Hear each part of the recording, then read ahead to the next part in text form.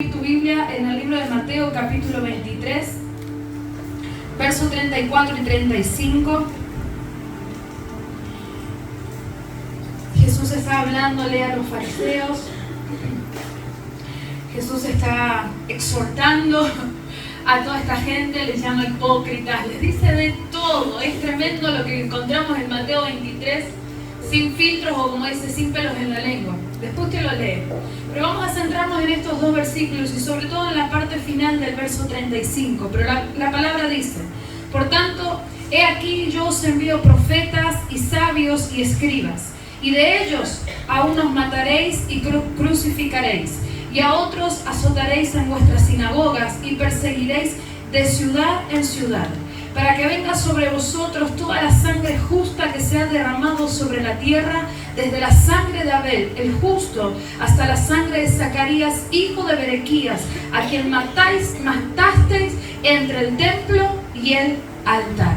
Si usted tiene para subrayar, haga eso, resalte la última frase, dice: a quien matasteis entre el templo y el altar. Diga conmigo: entre el templo y el altar. Son dos cosas diferentes, ¿verdad? Aunque uno pueda decir está todo ubicado más o menos en la misma zona, son dos cosas diferentes. No voy a hablarte físicamente del templo y físicamente del altar, sino que vamos a hablar espiritualmente esto, ¿sí? Usted no se imagine este lugar como el templo y no se imagine esto solamente como el altar. Vamos a llevarlo a lo espiritual. Así que no prenda, como le digo yo, su imaginación, sino que deje a que el Espíritu lo guíe en esta enseñanza. Y como hoy enviamos en el WhatsApp, ¿no es cierto?, vamos a ver la diferencia entre lo que es gente de templo y lo que es gente de altar, ¿sí? Algo que te quiero resaltar: Dios nos llamó a ser hijos de altar. Mira el que tenés algo de decirle: tu lugar es el altar. Es tremendo. El Señor Jesús estaba hablando y estaba diciendo que había mandado a discípulos, que había mandado profetas, que había mandado gente que hablara, que diera palabra, que exhortara, que alineara. Y esta gente, a los fariseos, el Señor les decía: ustedes son gente que habla mucho de la ley, pero no hace nada, o hace lo poco. No hace lo más importante, sino que hace lo más insignificativo, lo mínimo. Y ustedes son de los que dicen: hagan lo que digo, mas no lo que hago. Y les vuelve a llamar hipócritas. Y les dice: ay de ustedes que hacen esto, esto y esto. Y resalta que quienes el Señor ha enviado, gente justa, gente buena, dice otra versión de la Biblia actualizada, dice que los han matado, los han crucificado, los han azotado. Y como hoy en día se los conoce como los mártires, los que murieron a causa de la fe, no renunciaron a lo que el Señor les había enviado. Y el que quiero resaltarte es Zacarías, hijo de Berequías, el profeta. Y dice el Señor: a él lo mataron entre el templo y el altar. Zacarías, así como Abel y muchos otros de la Biblia, fueron hombres que sobresalieron de lo común. Zacarías fue un hombre extraordinario, ¿sí? Una persona ordinaria es una persona común y corriente que no hace nada para sobresalir. Una persona ordinaria es una persona que hace su vida diaria, se levanta al mismo horario, se lava igual los dientes, toma el té a la misma hora, sale a trabajar a la misma hora, entra a la misma hora y se vuelve a acostar a la misma hora. Una persona que hace exactamente lo mismo sin alterar nada, y que si pasa algo fuera de su ritmo, hay caos, ¿verdad? Pero una persona extraordinaria es una persona que se anima a los desafíos, es una persona que enfrenta cambios y enfrenta nuevos comienzos. Una persona extraordinaria es una persona que comienza a sobresalir, no creyéndosela como es el capo o es la mejor, sino que entendió y se le reveló que ha sido enviado a la tierra con el propósito divino de sobresalir entre el montón, porque no nos llamó el Señor para ser igual al mundo, sino que nos llamó a ser diferente al mundo. Nos llamó a ti y a mí, te escogió a ti y a mí para que tú seas la luz del mundo, no para que seas un foco apagado dentro de la intensa oscuridad del pecado del mundo, sino que Él te dijo: tú vas a ser diferente, tú vas a alumbrar donde hay oscuridad, tú vas a dar sabor y vas a preservar donde todo se está perdiendo. ardiendo. Tú vas a ser el que lleve amor en medio de donde hay odio. Tú vas a manifestar la gracia en medio de donde hay pecado. Tú vas a ser movido a misericordia en medio donde hay gente que juzga, donde hay gente que señala. A ti te llamé para que seas una persona diferente. Y ¿sabe qué? La gente extraordinaria tiene que pagar un precio. Y el precio es una muerte. Muerte a la vida del pecado. Muerte a seguir siendo lo mismo. Muerte a querer encajar en el mundo. Y es comenzar a tener vida en lo que Cristo te llamó. Así que en este tiempo de nuevo comienzo, de expansión, de romper y de levantar, tienes que moverte hacia el altar para ser alguien extraordinario. Deja de estar encerrado en el templo espiritualmente hablando y muévete hacia el altar, porque en el templo te encapsulas, en el templo eres uno más del montón, pero en el altar tú ardes en fuego por Dios y la gente comienza a ver que tú no eres un hombre y una mujer común. Ellos comienzan a ver que tienes un Dios vivo, que tienes un Dios que ama, que tienes un Dios que levanta, que tienes un Dios que restaura. Pero tienes que salir del templo. Y Zacarías fue un hombre que no se encapsuló en el templo, sino que él dio la palabra que el Señor le había enviado, dio palabra de exhortación, dio palabra de aliento, dio palabra profética, dio palabra tremenda anunciando al Señor también. Pero me llama la atención que Jesús lo trae a memoria en el libro de Mateo y resalta su nombre y resalta cómo y dónde lo mataron. Porque Zacarías en esta cita bíblica tiene un símbolo profético, es algo profético. Zacarías es un enviado de Dios que tuvo que morir. Él murió haciendo la voluntad del Padre. Y él se resalta que murió entre el templo y el altar. Ahora quiero explicarte un poco. Porque así como a Zacarías, como a Abel en Génesis, como a Juan el Bautista, como a los profetas, como a todos los hombres que sobresalen, que fueron extraordinarios que vemos en la Biblia, aún el mismo Jesucristo, a todos ellos se les despertó oposición, a todos ellos se les levantó alguien en contra, ¿verdad? Ahora, así como a ellos, a usted y a mí también se nos ha levantado oposición, también se nos han levantado en contra el enemigo. ¿Para qué? Para callarnos. Porque el enemigo no quiere que hablemos lo que el Señor nos ha enviado y no quiere que seamos lo que el Señor dijo que debemos ser. Pero ¿sabe cuál es la diferencia entre ellos y nosotros? Es que ellos no pudieron ser callados por la oposición, porque en vez de tomar la oposición como algo para debilitarlos, ellos vieron desde otra perspectiva la oposición como algo que los impulsó a cometer lo que el Señor les había enviado. ¿Qué es lo que tú y yo tenemos que hacer en este nuevo comienzo? Dejar de victimizarnos cuando tenemos oposición y llorar, y tenemos que corrernos, ver desde la perspectiva en donde la oposición que se ha levantado para callarnos es el impulso que el Señor está usando para que tú hables, para que tú grites, para que tú brilles. Alguien tiene que entender en este tiempo, bendecir hacia la oposición que se levantó en tu contra, porque ella viene a impulsarte, ella viene a romper con la comodidad en tu vida para que sea lo que el Señor dijo que tienes que ser. Alguien tiene que agradecer por la negativa que el enemigo le está tirando, porque la suegra se te manifestó, porque el suegro se te endemonió, porque el hermano te está juzgando. Gloria a Dios en las alturas, porque hay alguien que te está impulsando a hacer lo que el Señor dijo que tienes que ser. La oposición viene a impulsarte.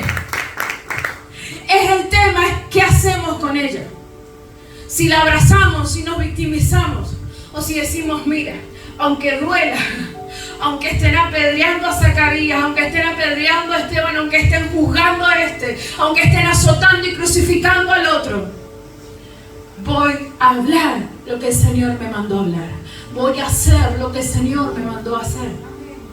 Ahora te pregunto, si quieres levantar la mano, hazlo. En el último mes, ¿se te levantó algo en contra? ¿A quién? ¿Qué hiciste? Pastor, gloria a Dios por eso. ¿Qué hiciste? ¿Lloraste? ¿Te quejaste? ¿Te enojaste? ¿Te endemoniaste? Bueno, un ratito puede ser. Pero tiene que ser un ratito, porque tenés que inmediatamente decir: Señor, yo quiero este impulso, yo voy a tomar esto como aquello que me está catapultando a cumplir tu voluntad, que me está llevando a la posición que tú quieres que esté. ¿Cuántos dicen amén a eso? Amén. Y así sucedió con todo esto. Ahora, cuando el Señor Jesús habla de Zacarías, un hombre que sobresalió, un hombre que fue impulsado y no se cayó aún en medio de la oposición, en medio de la amenaza de muerte, el Señor dice: a él lo mataron entre el templo y el altar. Ahora quiero hablarte acerca del templo y de lo que simboliza espiritualmente hablando el templo. No es un lugar físico de 4 paredes, sino que es algo espiritual, es algo emocional. El templo es un lugar en donde muchas veces uno se encierra. Y una persona de templo es un miembro de una iglesia o de una congregación que se encapsula y solamente sirve al templo. Solamente está los domingos en la reunión y no lo mueven de ahí, ni siquiera para, no sé, es el dominguitis, hermanito del templo, y fuera ya no existe más nada. La gente del templo son personas que podrán venir todo el año a congregar, pero así como pasan por esa puerta, salen de la misma manera. La gente de templo le sirve al templo, puede estar presente, puede estar haciendo algo para el lugar, pero no es transformada. No se mete en la presencia, no se mete en el servicio a Dios, no se mete en lo espiritual, no se mete en la intimidad, no deja que lo ayuden, no busca la ayuda. La gente del templo es gente que se acostumbró ya te dije, a levantarse de una manera y acostarse a otra. La gente del templo se acostumbró a hacer un ritual de su vida cristiana. Y ya te voy a enseñar y te voy a decir qué es el tema del ritual. Porque en el templo se hacen ritos, pero en el altar se tiene una relación con Dios nueva, fresca, que no se memoriza y no se repite. La gente del templo son personas que hacen exactamente la misma oración todos los días.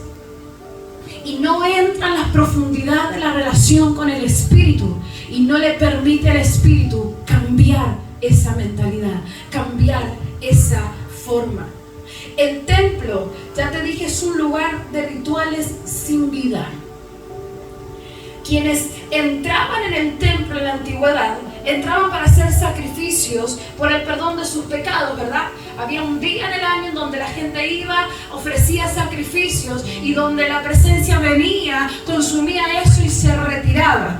El templo es un lugar de ritos, de rituales, donde la gente entraba de una manera y salía exactamente de la misma forma. Solo una mínima diferencia había con esas personas, que ellos salían temporalmente con un alivio para su alma. Esa es la gente de templo, que temporalmente viene para buscar un alivio y luego sigue con su vida común y corriente. ¿Usted se piensa que el Señor lo creó para que usted tenga un alivio temporal o un alivio eterno?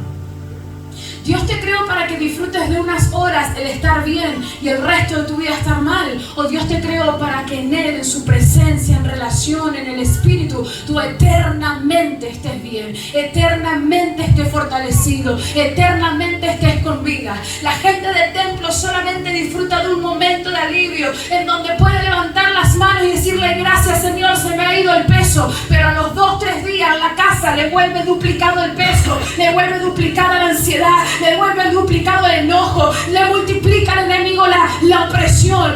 Eso no es para la gente de altar. Eso la gente de altar no lo tiene. Sí hay lucha, sí hay cansancio, sí hay prueba, pero la gente de altar inmediatamente es renovada. La gente de altar inmediatamente es fortalecida. La gente de altar sabe que no tiene que atarse a un ritual. Puede levantar sus manos aún en la calle y recibir la gloria. La gente de altar es alguien diferente, alguien que no encapsula el Señor, sino que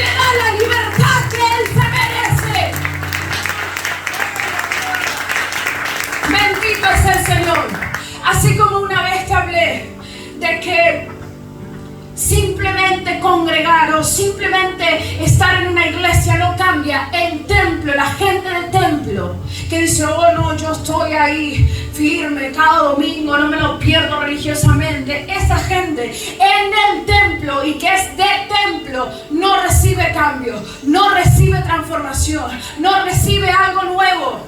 Porque en el templo las cosas que suceden son repetitivas. No sale renovado, no sale con algún cambio. No sale con algo que marca la historia de su vida en un antes y un después, sino que algo momentáneo, lindo pasa, pero luego retrocede. El templo no te cambia, el templo no te transforma, el altar cambia, transforma y renueva las vidas. ¿Usted me está entendiendo? En el templo, y la gente que está acostumbrada al templo dice, así se adora a Dios en este lugar y no hay otra manera de adorarlo. Se ora tanto tiempo, se empieza y se termina así, se cantan las mismas canciones y no me vengan con algo nuevo porque eso no es de Dios. Gente de templo es gente religiosa, gente que se acostumbró a algo y dice, si él habla en lenguas, eso no es de Dios. Si él adora o él está en danza, eso no es de Dios. Mentira. ¿Usted me está entendiendo? La gente de templo tiene que comenzar a romper esas cosas. Tiene que comenzar a romper rituales, porque a veces nos acostumbramos tanto que hacemos de nuestra vida en el Señor un ritual. Y el ritual significa conjunto de acciones que se aprenden y realizan de forma repetitiva. El ritual es un modo específico para llevar a cabo una cercanía con Dios. Si usted dice, yo solamente siento a Dios orando de esta manera, y si meto otra palabra que no conozco ya no lo siento, eso es un ritual. Usted se aprendió de memoria una manera de orar, usted se aprendió de memoria una manera de cantar, usted se aprendió de memoria una manera de ser con Dios para acercarte a Dios, pero eso no te está acercando a nada, eso no te está llevando a un avance, ese ritual no te está acercando a la profundidad del corazón de Dios, sino que simplemente estás en el mismo lugar todos los años de tu vida hasta que un día tú decides salir del templo, morir a esa religiosidad, morir a lo mismo y introducirte en el altar. La gente del altar un día dijo, yo no puedo seguir orando de la misma manera, yo no puedo seguir repitiendo las mismas palabras, yo voy a darle la libertad del Espíritu y le voy a decir, enséñame tú a orar. Y comenzó a orar diferente, comenzó a manifestar gloria, comenzó a sentir la unción. La gente de altar es la gente que se sumerge en lo más profundo del Espíritu y es la gente que hace derramar la gloria, lo del cielo a la tierra. En el templo tu casa seguirá siendo la misma, en el templo tus hijos seguirán en lo mismo, en el templo tu matrimonio seguirá igual, pero en el altar sí que hay renuevo, en el altar del Señor sí que hay cambio, sí que hay refresco, sí que hay salvación, sí que hay perdón, sí que hay transformación. Hay gente que dice, yo me meto a lo nuevo, pero al meterte a lo nuevo tú tienes que ir al altar. No puedes llevar el templo a lo nuevo que Dios tiene para tu vida, porque terminará haciendo lo mismo y terminarás atando lo que el Señor quiere hacer en tu vida y terminarás haciendo estructuras. Entonces, ¿sabes lo que tenemos que hacer para salir del templo y entrar en el altar? Tenemos que transicionar. ¿Qué tenemos que hacer? Transicionar, pasar de un estado hacia otro. Porque si usted y yo queremos lo nuevo del Señor en nuestra vida, tenemos que transicionar y morir a lo que nosotros queremos, a lo que nosotros nos hemos acostumbrado y darle la libertad al Señor. ¿Sabe cuál es el olor del templo? ¿Sabe cuál es el aroma que se percibe en el templo? Es totalmente diferente